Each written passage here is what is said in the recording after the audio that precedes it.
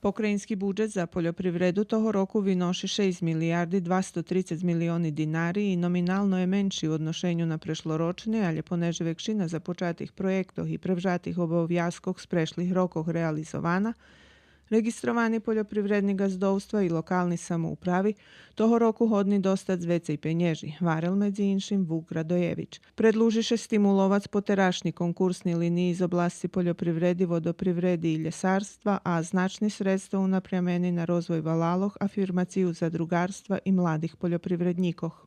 Ostajemo posvećeni Ostávame pošveceni intenzívnej poľoprivrednej produkcii, združovanju poľoprivredníkoch, vybudovi i opremanju magazínskych kapacitetoch, prerobku primárnych poľoprivredných produktoch a šitskomu tomu cilj osúčasňovanie vojvođanskej poľoprivredy i zljepšanje jej konkurentnosti.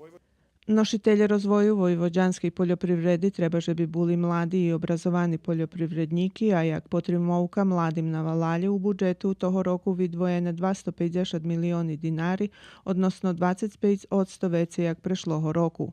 Pokrajinski sekretar za poljoprivredu povolal šitskih poljoprivrednikov i lokalni samoupravi, že bi provadzeli konkursni liniji i vyhasnovali sredstva, ktorý im namenjeni.